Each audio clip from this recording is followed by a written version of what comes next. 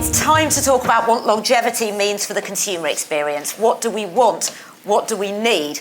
And what should we have? Joining me here, Tamara, Anne and Ian. I'll let you all introduce yourselves and your place in the longevity ecosystem. Ian, do you want to start? Oh, well, okay. The age of 60, I started my first business. And that built on 35 years of working in the health service and a bit of policy work in government as a professor of geriatric medicine. Anne? My name is Anne Boden. I founded Starling Bank in my mid-50s. After a long career in traditional banking, I decided to start a bank. And it took me 2 years to raise money because a 5-foot-tall Welsh woman that spent her whole career in corporate is not the typical entrepreneur. And a shout out to Michael, who's in the audience here today, who spotted this unusual entrepreneur. But now, I'm here today because I stepped down from Starling a couple of years ago, and all of a sudden, I became a consumer in this world of longevity, and I came to the conclusion that I could afford everything in healthcare, and I could have all the wearables and things, and I could go and have a trainer, whatever. But the vast majority of people don't have that. And I started thinking about what we can do to widen the availability of these wonderful things that are out there, but are only available to the few. Yeah, so much to come back to you on there. But Tamara, I'll let you introduce yourself first. Hi everyone, Tamara Raja. I have about 25 years in healthcare entrepreneurship. Founded and ran a business called Live Better With, helping people live with chronic conditions, cancer, dementia and so on. And most recently, 5 years at Holland & Barrett, building digital solutions for prevention and for longevity. And an app, which I downloaded last night to make sure I was across it. Did you track your biological age? We can come to that. We will come to that. There's a lot to be said on biological age. First of all, let's start with you, Anne. You teased us with lots of ideas about all of the things that you are doing now and you would like to be able to democratise. Pretty impressive to have started a bank for anybody of any age, wherever they're from, anything. So you've obviously been on an incredible journey. Where you have come to now in terms of identifying what a consumer needs, because obviously that's something you have a lot of experience in. What do you feel we need to be thinking about as a priority in the longevity space here? Okay, I'm coming from a position of having launched a bank to make things fairer for UK consumers. Like it or not, up until this big fintech movement, the people that couldn't afford the services paid most for those services. And it is possible to launch a proposition which is based on the very, very best technology that gives everybody a better deal. So, I came away from that thinking, well, I've done a fintech, what do I want to do one of those again? Tick that box. Mid-60s, what could I do to make a difference? And I started looking at the whole longevity health span space and finding that a lot of the problems that I was coming across were to do with a fragmented system for lots of people, and the fact that if you are very good at tapping into this consumer world, you could get the best of everything, but the vast majority of people were having nothing. I'm addicted to these sort of things. I love tech, and I love, pulling all this together. But like it or not, launching these sort of companies in this very, very complex world of healthcare is fraught with danger. Launching a bank and getting a banking license was difficult.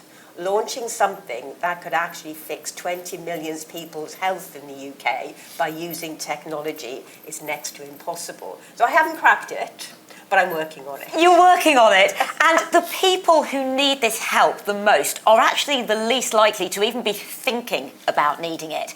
So, Ian, how do you think that we approach that to get people thinking from a young enough age? Because, as we discussed earlier, we're ageing from the moment we're born throughout our entire lives. So how do we approach it early enough? How do we make sure people who are worrying about getting food on the table every night for their children are actually focused on this, doing it right and doing the best for themselves and the people around them? Yeah, well, I think we have to look at two segments in the population. I think we have to look at people growing older throughout their lives, and I think what people are interested in is how to live longer. And I've done a few TV programs on that subject, and people are very interested, Tamara, for example, to do their body age, their brain age, their face age, see if they can change the parameters. That really excites people, and it can create behavioural change. But are they really excited, or is this just the exciting headline? Is the idea of living longer just the thing that's clickable, the thing that people talk about? Don't most people just not want to get cancer and not get bad knees and be able to feel 40 at 80? Well, it's the vitality of feeling younger, I think, rather than having a life expectancy to be older that unites most of us. Psychologically, you want to feel youthful, vibrant, and so on. And I think that's the catch to get people interested in that concept. But the other group, though, and I think we ignore this because if we emphasize too much healthy, long life, die as a young man at the age of 103, which I gather is Woody Allen's ambition. The problem is we ignore the fact that aging is a process that leads to physiological decline and problems. And my passion, and it's been my passion throughout my career, instigated by the professor of geriatric medicine in Edinburgh, Jimmy Williamson, who got me into all of this as a medical student, was that 2/3 of the things that seriously affect older people's independence and well-being are not even reported. What are they? So, number one, I can tell you, can anyone guess what the number one is? It affects 44% of people around the world. We've studied this in 50 countries. Bad back? It is. It's chronic pain. Well done. It's chronic pain. and it's, it's bad back and it's hip. And loneliness is fashionable at the moment. That affects about 33% of people above the age of 75 living at home. So there are all of these problems that older people face. And then if we connect it to the fact that came out earlier in your presentation, that there's so much disposable income that older people have, and yet older people themselves are not even spending money on themselves for the problems that are causing their suffering, their loss of independence, the negative impact they have on their families. So how do we, I think it's easier to help younger people want to live longer. It's more difficult to help older people to enjoy the best possible life and liberate their economic assets to be able A slight to side conversation on this, but a lot of older people really worry about having enough money to see them through the rest of their lives and then don't want to spend money on looking after themselves, which is obviously kind of critical in this. How on earth do you help with that dilemma? Well, older people don't want to be a burden. That's number 3 priority if you survey older people. They don't want to be a burden on their family, they don't want to be a financial burden, a physical burden, and so on. But at the same time, there's so many people struggle with their money. We ran a project in Bridlington where we got all the old people in Bridlington to complete an assessment of needs. And the number one thing they wanted to help with was financial advice. And we got the Benefit Centre to be aware that we were going to get a flood of people coming their way. And when they went there, they liberated £500,000 worth, more than £500,000 worth of unclaimed benefits. The word got out in the street. There's a paralysis of older people being able to report the things that matter to them for a whole variety of reasons. Partly, why bother about me? I'm old, I have to live with it. And I don't think older people have to or should live with many of the problems, including financial difficulties that they suffer from, when there are solutions, if their needs can be expressed and they can be connected to your bank, or to your wellness programs. I think, can I pick that up a second? You can see that, at the moment in the press, there's this obsession with inheritance tax, and people who cannot afford to live worrying about how they're going to give legacy to the next generation when they should be spending it on perhaps a private hip replacement, okay? And this sort of feeling that people are elderly, beyond hope, right, and are going to decline, it's been encouraged by our media, to be honest. Yeah, and strangely, this is actually a very refreshing conversation because this is the truth of ageing. And it's very easy to hear a lot of things in the longevity space being, say, healthy 25-year-olds trying to look after themselves when this is the reality that we're with. I visited one of the Blue Zones, Loma Linda, and met 103-year-old Mildred. And she had just had enough. She didn't know when she was next going to have any visitors. She'd lost her daughter 30 years before. Her son was bedbound. Every time she stood up, she was worried that she was going to fall over.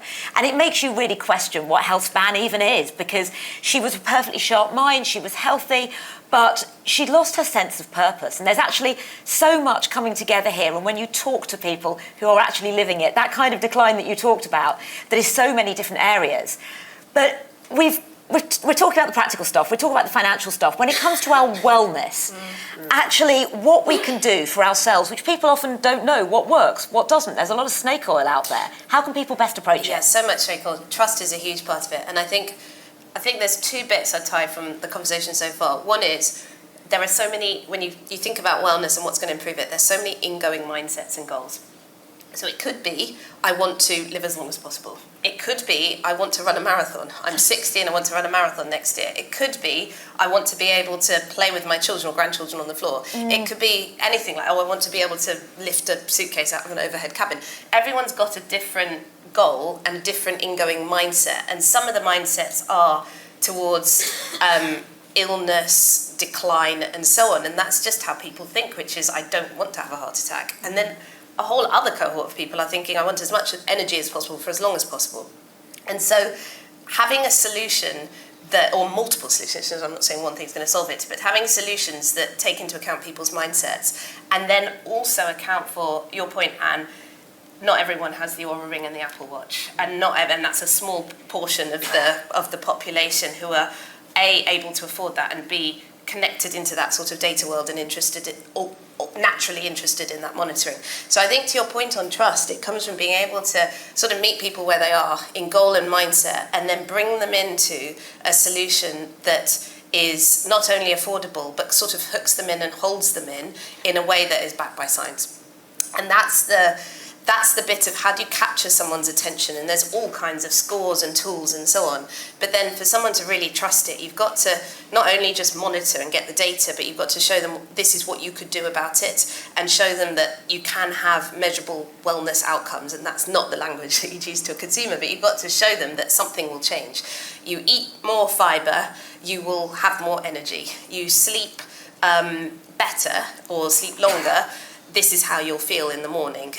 You do strength training as well as running a bit. You will be able to pick up that suitcase a bit better. So I think the trust comes from making people feel like you really understand them, and that there's not this monolith called older people, which could be any age, to be honest. It's not just one big group. It's understanding and solving for that segmentation, making it affordable and accessible, but then really showing people that something changes when you do it, and you get that reinforcing loop where it's, if I do a bit more, or it wasn't that hard. Yeah. I could do that. I could put a bit more protein in that recipe or something, and here's an easy way to do it. And then you see the difference and you go like that. But I think all of that comes to that trust point, which makes people feel, hang on, all right, this is believable. It's not an Instagram ad that said buy something. Got to be wary of those. Could I make the case for technology? So when I started Starling, people said, yes, but what about the old people? They can't use the apps. Well, the people in the 90s used the apps, and we started 10 years ago, and the people that were sort of 80 then are now 90. I think that I feel quite passionately about the fact that technology could be our saviour, but we can't afford individual people to coach people. We can afford technology, and we could afford one of these for every person over 60 in the UK. We can afford that. And they are part of the government's 10-year plan, and there are much cheaper devices than Oura Rings and Apple Watches. And actually, the power of that data, especially when we're looking ahead to a future of preventative medicine and recognising patterns, those changes in sleep patterns that could indicate someone might want to be tested for dementia. There are lots of different things that, and already countless people being diagnosed with heart conditions, even cancer, predicting lupus episodes by the changes in that data. And obviously, the more that we collect, the more we're going to understand about what risk is when. So I guess there's an element here of needing to educate people in the simplicity of the technology, because once they do use it, as you've seen with the app, they can. Yes. Just knowing it's not scary or difficult to embrace. How do you think people feel, especially older people feel, about their data? Okay, the people are really, really worried about sharing their data and, so what does it actually mean? However, once you do it once or twice, you get used to it. I'm now loading up all my blood results into all these various apps. I was terrified of doing it. Well, what if, so this is private information, to hell with it. If I get better input, if I get good feedback, that's worthwhile. And people, have started using, the thing about Starling was, we created not just a change for the customers that used Starling, we got the other banks in the UK to smarten up their act and do a better job for everyone. We need a couple of these initiatives to nudge people in the right direction. So the whole of the industry, the whole of the healthcare industry starts embracing a different way of actually helping individuals. Ian, where would you prioritise? Well, on the technology point, I think it's about the trusted source. So the NHS app, for example, is a trusted source. And I think that's where people could get a lot more of their health promoting information. I've just come back from Taiwan, and there's a lot of scams of older people in Taiwan. The older people will not take cold calls, and the government are telling old people, do not take cold calls. So you need the trusted source, like a company like ASUS. So it's not just the public service that can be trusted, it's the trusted private company brands as well. But there was one point I did want to come back on, if it's okay. Your mention of the blue zones, because we can paint this picture of, sans teeth, sans eyes, sans everything in old age. And while it's important to recognise problems, living longer into old age can also be the great joy, unlike that lady you spoke to. I interviewed the oldest man in the village in Sardinia that has longest male life expectancy in the world for an ITV programme called 100 Years Younger in 21 Days. And he told me about the reasons why he was living to this long life. And it was the usual things. He was a shepherd, he was going up and down the hill, they had a nice community, he'd meet with his mates, they had great food. And this old lady came up to me and she tapped me on the shoulder and she said, I'll tell you why he lived longest in the village. He said, he slept with every woman in the village, apart from me, because I was best friends with his wife.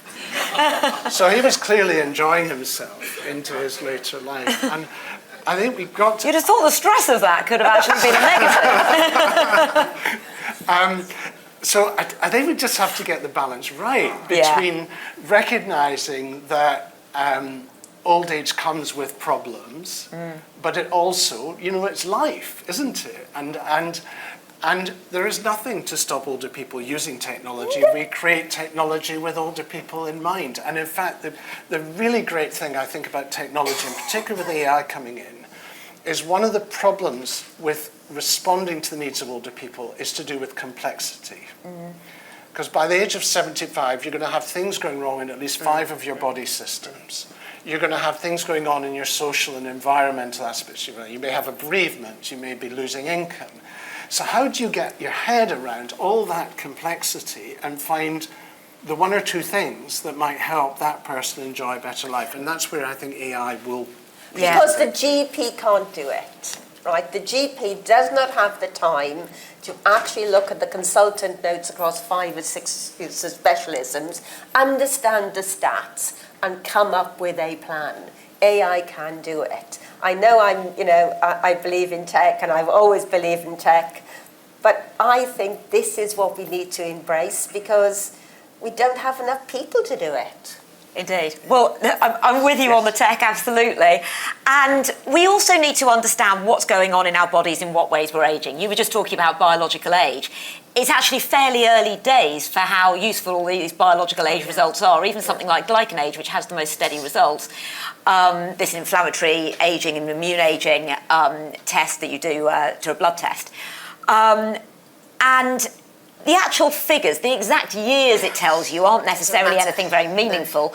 But of course, what you can see are patterns. And something I've heard be talked about is bringing the idea of biological aging tests, once they get better, to supermarket level. So these are tests which would be subsidised, like lateral flow tests. Someone would pay a few pounds for it. They'd then get that money back off their shopping at a later date to make sure the adherence to it.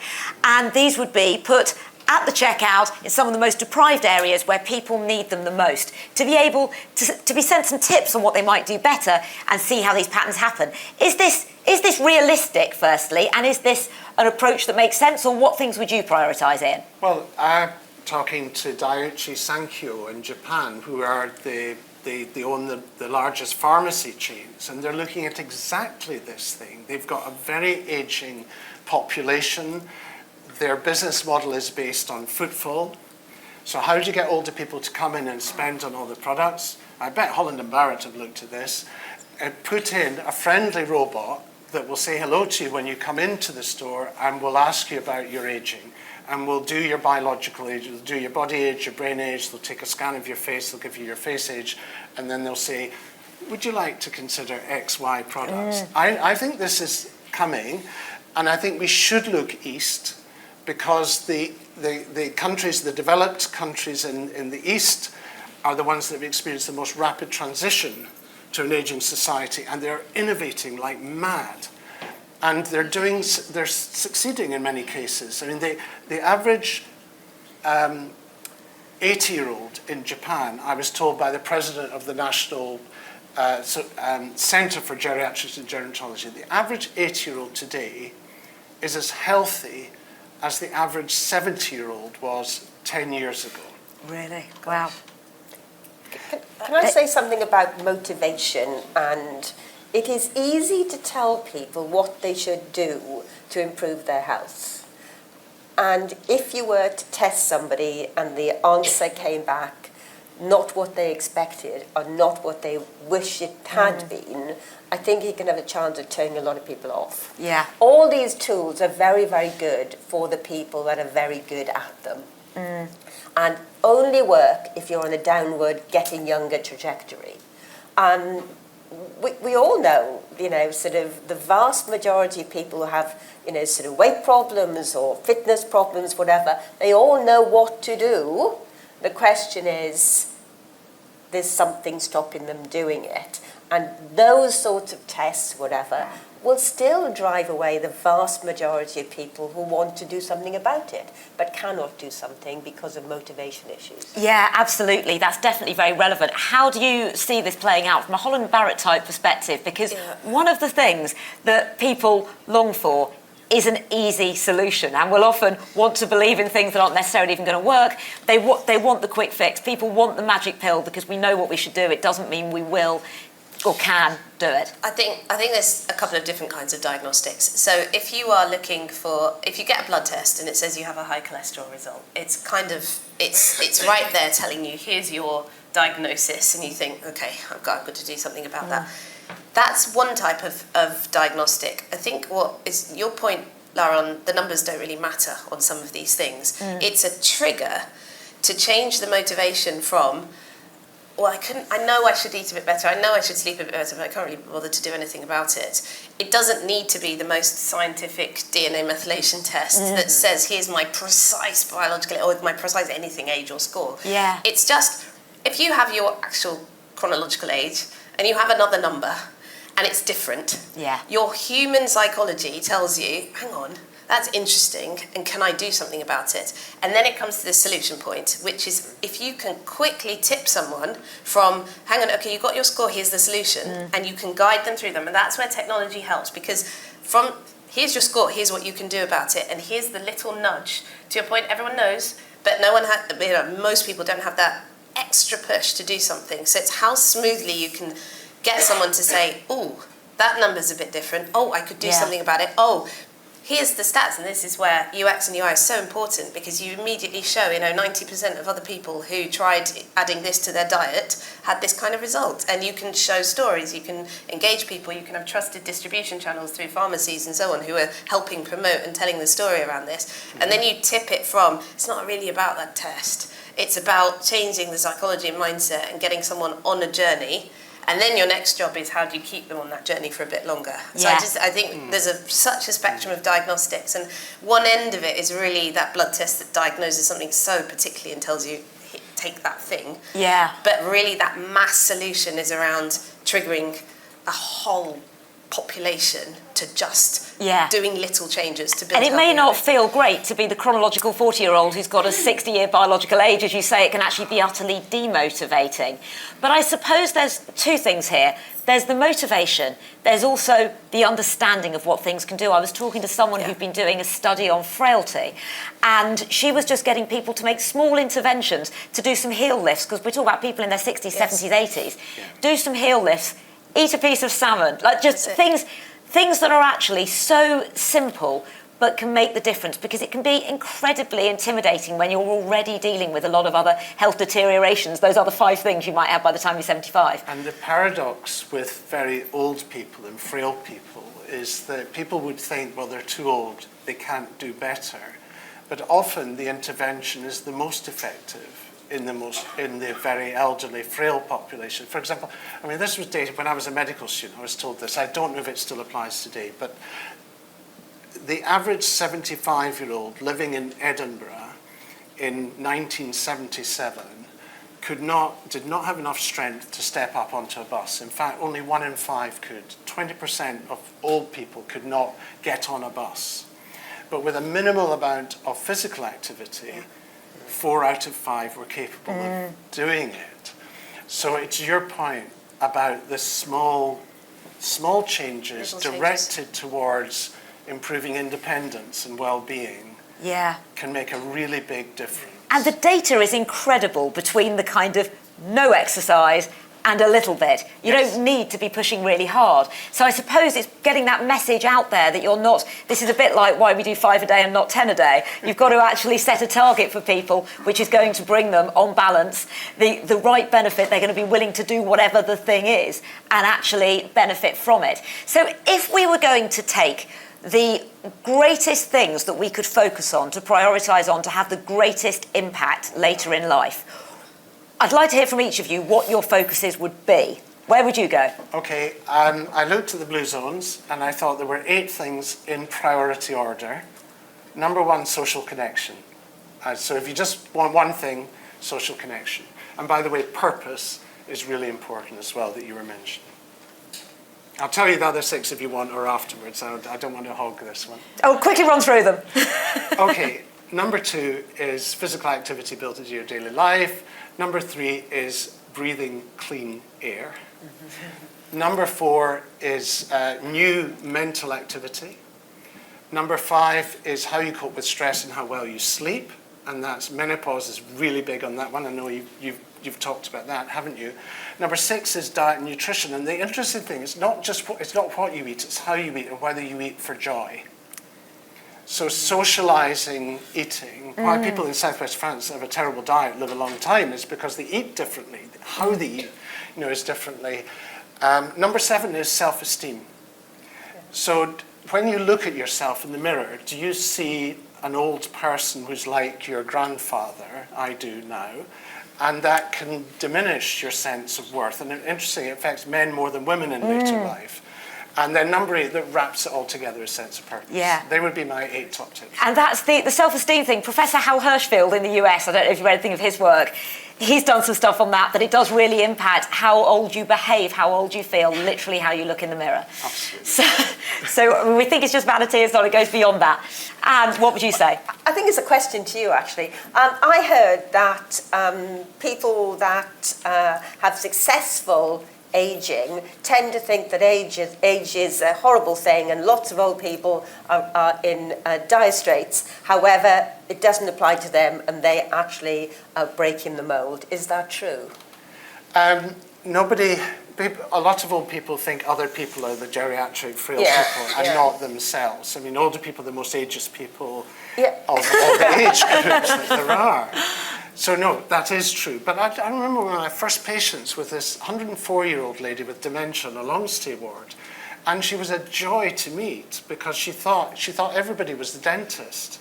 So you go up and see her and say, "Oh my dear," she was ex-colonial, "how lovely to meet you. You're the dentist, aren't you?" She said, "I've got all my own teeth. They're grown on the premises." And she had 1 or 2 teeth left. And that was the fact of her life. Most people aren't so keen to see the dentist. No, that was the fact of her life that she held on to that gave her a sense of self-esteem.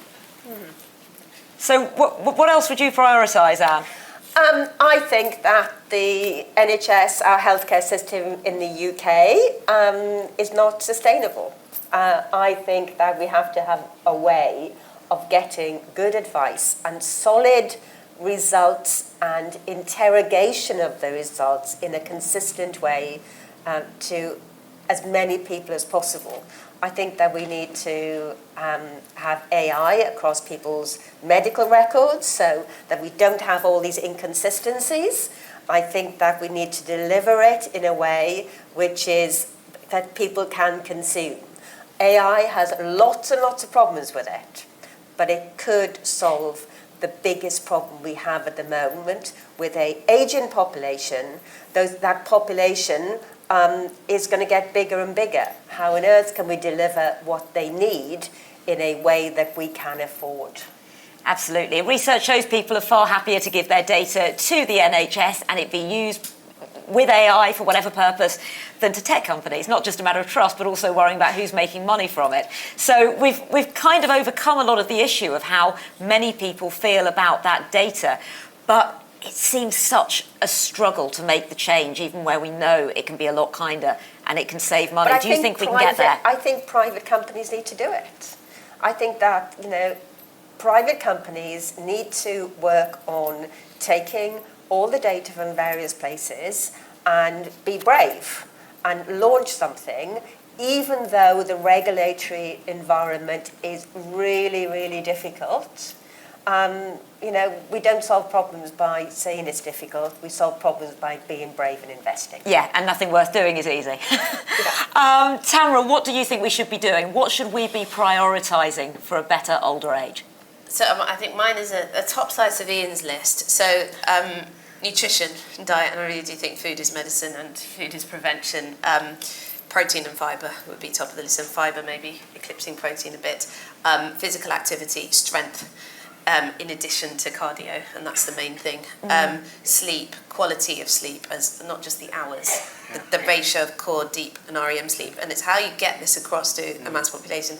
And then emotional well-being, which I think captures a lot of what you said. Emotional well-being, both connection, but also stress. Yeah, that's hard to create. Lack of stress. It's very hard to create, and it's again a lot of little things. It's none of this is like a big bang. Here, go and do that. And I think where things go wrong is these hyper-personalised solutions that say, here's your big cocktail of 100 things you need to do, rather than do you have what's one thing you could do to help your sleep? What's one thing you could add into your daily routine? Recognising that you're busy and you've got lots of other things going on. So that's what I prioritise. I think the NHS as a trust symbol is really helpful. I think things like ORCA accreditation, which is where a lot of the apps are reviewed, and you get that stamp saying that the data is safe and cyber has been looked at and all of that. And if you can translate that into just general language, what does that mean when an app has been endorsed by ORCA? This is not stuff that people know. So there's a big marketing exercise about things that are already going on. here there is a library of solutions, of apps that have been stamped, but people don't know about them. No, and people don't have the time to go and do their own research. And it's intimidating because you cannot tell the difference between this and this and this. It looks like everything's trying to solve the same healthcare issue. They're really not. They're separated. And I think your 5-a-day point is huge, because what is that public health intervention? 5-a-day stuck. It's really simple. But what's the next version of that? Because you don't need government to come along and prescribe stuff, but government saying, here's the slogan. What is it? What's the next thing? And people picking up on that, and then private companies can help deliver it. Yeah. But a national banner of something is how you get that sort of mass behaviour change, and that 5-a-day is a great example of that. And for a lot of the people who are in the worst health, who are the least focused on this, getting the message across of those small things. Because you hear a lot about, and it's in the papers a lot now, it gets so much attention, the people who are really trying to optimise their health. Yes. And it's like there's so far that you can take it all with lifestyle, with how you eat, how well you sleep, exercise, and that's all the massively important stuff. How much of a difference are they making with those extra little things? I don't know. Do they get to diminishing returns? But actually what we need to do is be dealing with these people who need the most care, the most change in their diets to get the message out. But do you think consumers know what they want or what they need? How much do you think they know? I think our press is very, very confusing. You know, everybody has to have another article every January about sort of this, new fad. I think that there's a huge amount out there which is wrong, to be honest. It has to be embedded in people's lives, I think. It's not that we've got this wonderful product, you must do this so you'll live longer. There has to be a draw. And I think it's really hard because we've got to deal with inequalities issues, because the most well-off people are the ones who are most attracted and early adopters of living longer. But what happens to people that are disadvantaged? And I remember we did a BBC show on daytime TV called How to Live Longer, and we took folks from the public and gave them a 6-week reprogramming. But there was a lady that really stuck in my mind who was a single mum, poor, living in Durham, and her only outlet was to go up to Newcastle on Friday night with her best friend Shazza, I kid you not, preload on a bottle of cheap vodka, get wasted, and Shazza would end up somewhere at the end of the night, and she would come home. She did this because she wanted social connection, and you could tell she was actually a very, she wasn't a sort of nightlife queen, but she was missing the social connection. So the solution for her was to go to a local dance class to learn salsa dancing in her community, where she met a man who was 10 years younger, fell in love with her, and they, went off into the sunset together. And, obviously her biological age scores improved massively as a result of that. So how do we give people in all their unique, wonderful, different lives at all stages some simple advice that will work for them? And it's not just 5-a-day or so much exercise, because these are the generic principles. I think it's also what's going to work for you. Yeah, and Holland & Barrett obviously has a lot of supplements and things to sell, but also, based on the app and what I read about it and downloading it last night, it seems like there is a general health picture you want to try and embrace with people. So you're clearly recognising that there's an appetite for this, and that entire system is something that people want to be part of. That's it, and it's about holistic health. So I think what you said is absolutely right. Around 20% of the population are trying to work out how to put dinner on the table. Yeah. And it's a real luxury to even think, can I add some salmon? I mean, that's just not going to happen. Yeah. And all of these general things need to be tailored. And I think that's where technology can help, because you can use technology to take that general principle. Somebody literally inputs their context. I have £30 a week to spend on food for X people. I want to stick to these principles. I live in this kind of area. I don't have access to a gym. and you can tailor it, and out can come, okay, this is the little habit you could do, which might be try and eat an apple a day. I don't it could be so simple that will make a disproportionate difference. But I think that is where technology can tailor these nudges to build the healthy habit that's relevant for you in your situation, with your income, your lifestyle, your age, whatever it is. And we've got the input data from all of everybody's input, or everybody's work in this space can go into that to say, add all these different parameters together, and here is that solution. And I think it's that tailoring, and that's what at Holland About, and I know others are doing the same, is trying to think of health a bit more holistically. Yes, the supplement sales will come, but that's not the point of this. It's to look at, take these principles and try and make it very individualised, no matter what. And the other thing the technology allows us to do, we're assuming that these are becoming very accessible and cheap to everybody, is to see how your body is responding to any changes you make. The outcome point. So even if somebody gets this, oh no, I'm 40, my biological age is 60, you can actually see those gradual shifts start to happen, and there it all kind of comes together. We've only got a couple of minutes left, so any final closing thoughts? You can all have your last word. Ian first. Or do you want to think about it, and I'll come to Anne? So. You have a thinking face. Anne? It has to be fun.